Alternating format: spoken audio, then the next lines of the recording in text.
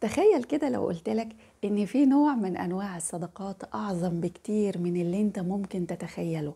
صدقة ممكن تكون بتعملها كل يوم وأنت مش واخد بالك وبتكبر مع مرور الزمن.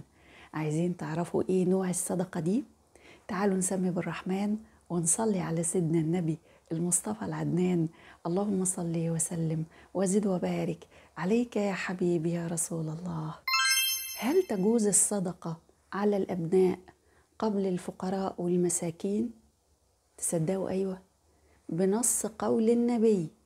يقول الحبيب صلوات الله عليه: ابدأ بمن تعول.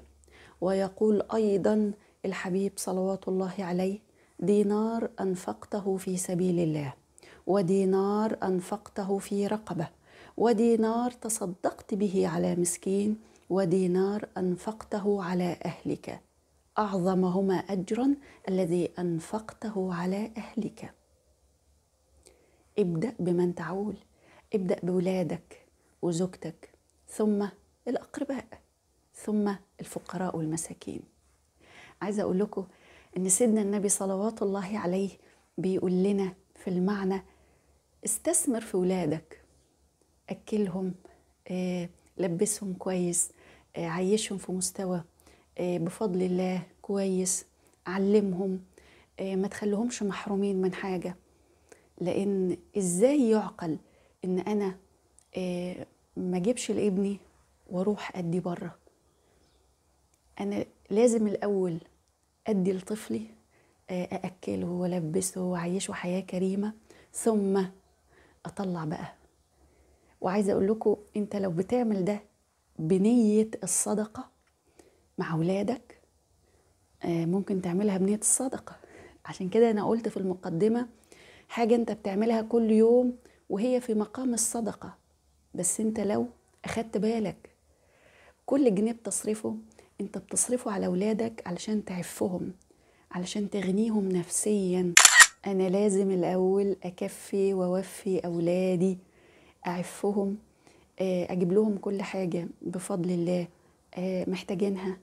ومش معنى كلامي إن أنا أخزن بقى أموالي علشان الأولاد وما طلعش حاجة وأقول ده سيدنا النبي بيقول ابدأ بمن تعول، ده سيدنا النبي بيقول أعظم أجر هو إنك تصرف على أهلك. ماشي، ما هو ربنا مطلع على قلبك ومطلع على أحوالك وشايف أنت كفيت ووفيت بيتك. طب الحمد والشكر لله. شوف بقى الفقراء والمساكين، ابدأ بالأقرباء الأول، صح كده؟ هل ممكن نعتبر الأبوة والأمومة صدقة؟ طيب هل ممكن تكون أعظم من صدقة المال؟ الأبوة صدقة معنوية، ولادنا محتاجين مننا الحب والاهتمام والتضحية حقيقي. تعالوا نركز عليهم. العيال محتاجة القرب، محتاجين مننا ان احنا نكون قريبين منهم، نسمعهم، نديهم من وقتنا، نقعد معاهم، نشوف مشاكلهم. هما فكر وجيل واحنا فكر وجيل. ما تجيش تعلم ابنك بنفس الطريقة اللي انت طلعت بيها، لا، انت عشت في جو ومستوى وفكر وهو دلوقتي طالع في جو ومستوى وفكر. مش معنى كده اني بقولك تنازل عن المبادئ والقيم، لا، بس اقعد. في مثل يقولك إن كبر ابنك خويه.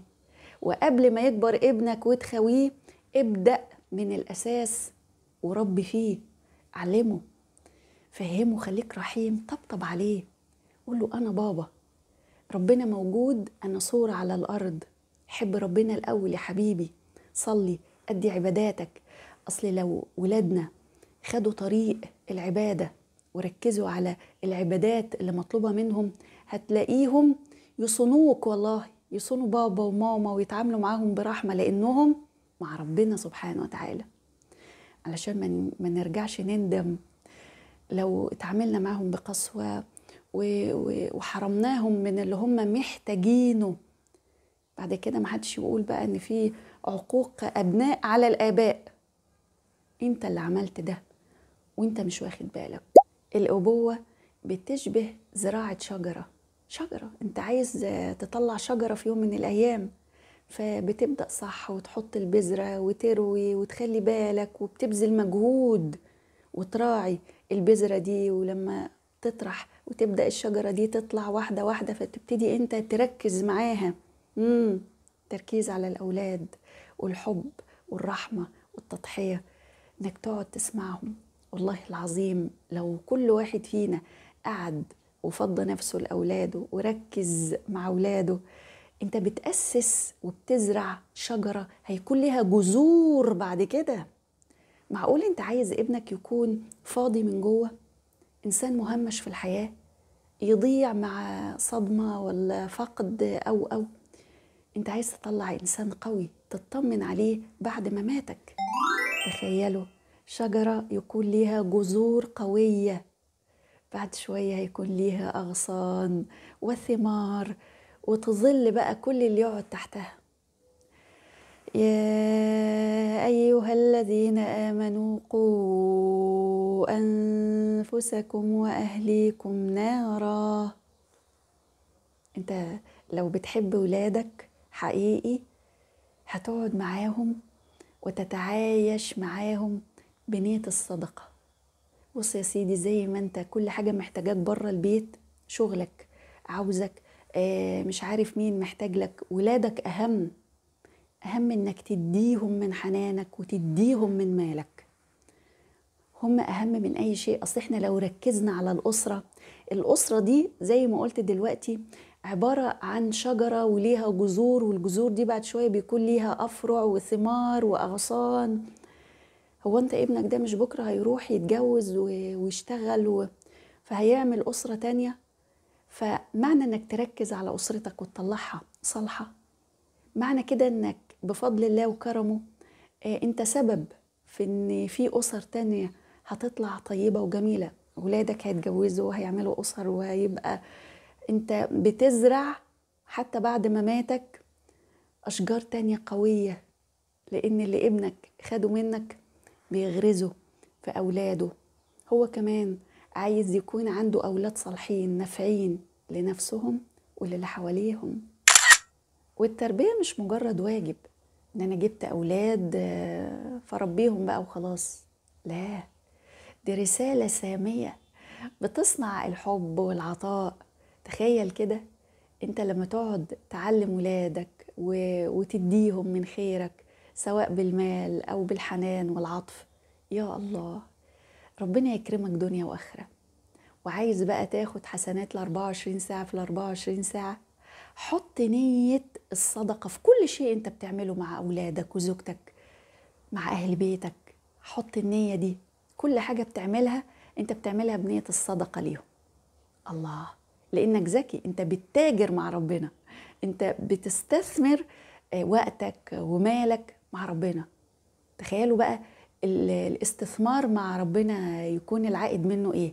يا الله يا الله، كتير كتير بركة وحب وخير ورزق واسع ملوش حدود. انت بتتاجر مع الملك، بتتاجر مع رب السماوات والأرض. وتجارة ايه؟ تجارة حلال 100%. أصل ربنا ادانا ولادنا أمانة، فأنت تقدر تصون الأمانة وتاخد من وراها بقى حسنات، حسنات بقى وكرم، تعيش كده في حالة من الكرم دنيا وآخرة. ربنا يكرمك دنيا وآخرة لأنك أنت أكرمت الطفل الضعيف اللي تحت إيدك. لأن في آباء بيهينوا أولادهم في مرحلة الصغر، فللأسف بيهنوهم في مرحلة الكبر. انت تضرب فيه وتهينه وتزعق له وتجبره على حاجات كتير، فلما يكبر ويصلب طوله يبتدي للأسف انه يهينك. لأننا لما بنكبر بنبقى محتاجين للعطف والحنان والاهتمام اللي اديناه لولادنا زمان. أنا ربيت ابني واديته من مالي ومن وقتي ومن حبي وحناني، فسبحانك يا رب تيجي بقى لما تكبر تحصد ثمار زرعتك اللي زرعتها باعتدال. خلي بالكم، لأن أنا لو سقيت الزرعة أكتر من اللازم بتموت، والموت هنا المعنى في ذاته إن أنا بلاقي فيه عقوق من ابني، مع إني اديته من مالي واديته من وقتي ومجهودي، بس انت ما كنتش معتدل معاه. انت ما قلتلوش ان ده طريق ربنا، ركز على عباداتك يا حبيبي. فطلعته ولد أناني، سلبي، عاوز ياخد وما يديش. طلعت شخصية للأسف مش سليمة في المجتمع، مع إنك اديت حب واهتمام بس ما اديتهوش باعتدال. المرحلة دي احنا محتاجين نركز فيها قوي، ان احنا نكون مع أولادنا باعتدال. وعايزة أقول لكم إن العدل هو ميزان صلاح زراعة الأولاد، بقول النبي صلوات الله عليه، يقول الحبيب: اتقوا الله واعدلوا بين أولادكم. العدل، العدل في كل شيء بيريح. تخيل إن أنت بتصرف وبتطعم وبتدي حب وحنان واهتمام، بس جيت مع أولادك ركزت مع فرد أو اتنين ووقعت فرد تاني.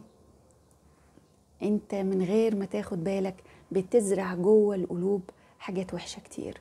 لا، خلي الحب بالعدل، خلي العطاء بالعدل علشان ربنا يكرمك. وكل ما انت اديت ربنا يزيدك، كل ما انت ركزت قوي على المعنى، معنى الميزان، العدل في كل شيء، ربنا يكرمك ويزيدك ويديك ويطرح البركة اللي بين ايديك. انت بين ايديك اولادك، شغلك، بيتك، حياتك، ربنا يبارك فيهم ويحفظهم. طيب حد يسألني تاني ويقول لي: معلش، ليه الصدقة على الأبناء أحق وأولى من الغريب؟ هقول لك: انت دلوقتي لو بيتك مظلم فانت بتجري تجيب لمبة، صح، تنور بيتك بيه. انت بيتك محتاج في الوقت ده انك تجيب لمبة كويسة وتحطها علشان تنور لأولادك يعرفوا يذاكروا وياكلوا ويتعايشوا في البيت. طب هل يعقل ان انا اخد اللمبة دي واروح انور بيها بيت حد تاني وانا بيتي مظلم؟ لا، انت بتضحك على نفسك. معقول؟ البر بيبدأ من الداخل الأول علشان يطلع للخارج. لما انت بتعطف على أولادك وزوجتك وبتكون رحيم بيهم، تبص تلاقي بعد شوية انت رحيم باللي حواليك. لله المثل الأعظم على فكرة. لما بنكون مع ربنا في العبادة بشكل سليم، قريبين منه جدا، بنتقي الله في كل شيء، بنحب ربنا قوي، الحب ده بيطبع على قلوبنا، فبنعامل بقى أولادنا وأصدقائنا وحياتنا كلها سبحان الله بتكون بمحبة الله. فما ينفعش يجي حد يكون بيطلع بره وموقع جوه. نور جوه ثم نور بره، ما تعملش العكس وترجع تقول: هما ليه ولادي بالشكل ده؟ هي ليه زوجتي؟ هو فين البركة في البيت؟ هو فين؟ اسأل نفسك. وأولو الأرحام بعضهم أولى ببعض. طيب يجي حد دلوقتي ويقول لي: إزاي نمنع عقوق الأبناء؟ بالصدقة والدعاء. بالصدقة والدعاء يعني أطلع صدقة لابني وادعي له وهو أذيني وهو تعبني وعاق ليا؟ أنا أسفة في الكلمة اللي هقولها، ما هو ده ممكن يكون نتاج لزرع أنت زرعتها زمان، أنت ما أسستش فيه، وممكن يكون اختبار من رب السماوات والأرض.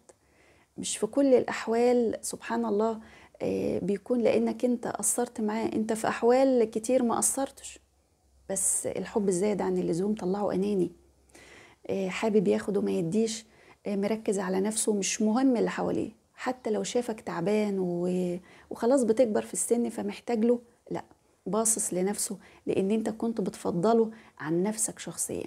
الاعتدال مهم جدا جدا جدا في كل شيء احنا بنعمله في حياتنا، حتى في تربية أولادنا. فخليني أقول لكم أني علشان أتجنب عقوق الأبناء بيرجع من البداية للزرع. طيب أنا اتحطيت فيه دلوقتي، ربنا يهدي أولادنا جميعا. ادعي ربنا كتير، ربنا عنده صلاح الحال، ربنا يقدر يبدل حاله من حال لحال، عالم بيك. ادعي وقول: يا رب اهديه. ربك رحيم، ربك أرحم الراحمين وأكرم الأكرمين.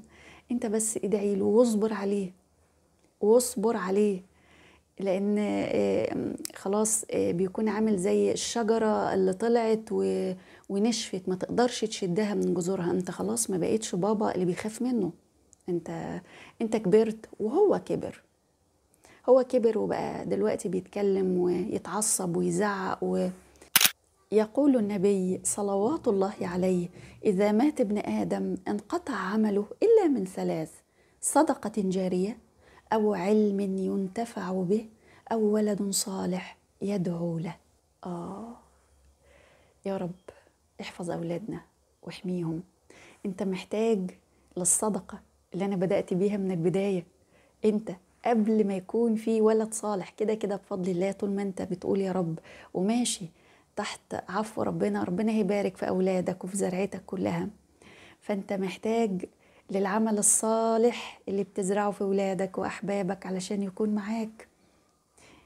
معاك كده بيونسك في قبرك، بجانب الولد الصالح بقى اللي مش بينساك ويفضل يدعي لك ويتصدق عنك ويعمل لك صدقة جارية. بس نصيحة مني: اعمل لنفسك الصدقة الجارية قبل مماتك. ما تعرفش ايه الظروف، ايه اللي ممكن يحصل، الدنيا، الشيطان اللي موجود. طيب ازرع خير هتحصد خير. بس انا بقولك يعني كحرص اكتر، اعمل العمل الصالح اللي يفضل عايش لك حتى بعد مماتك. ثم ابنك بقى ربنا يحفظه ويبارك فيه، بنتك ربنا يبارك فيها ويحفظها، وتكون صدقة جارية عنك، تدعي لك وتتصدق عنك وتعمل كل حاجة طيبة انت كنت بتعمليها في الدنيا، تكمل مسيرتك بقى في التربية والمعاملة. ربنا يحفظ أولادنا يا رب، ربنا يحفظهم ويحميهم ويبارك فيهم ويجعلهم صدقة جارية لينا. وعايزة أقول لكم إن الابن الصالح نتاج للصدقات المعنوية والمادية. ربنا يحفظ بلادنا جميعا يا رب. طلع الصدقة لابنك، خليك متصدق ماديا ومعنويا. ربنا يحفظهم يا رب ويبارك فيهم ويجعلهم صدقة جارية لينا وينور قلوبهم بنور الله. اللهم امين يا رب العالمين. اتمنى النهارده يكون كلامي لمس قلوبكم وعقولكم. اشكركم على حسن الاستماع، والسلام عليكم ورحمة الله وبركاته.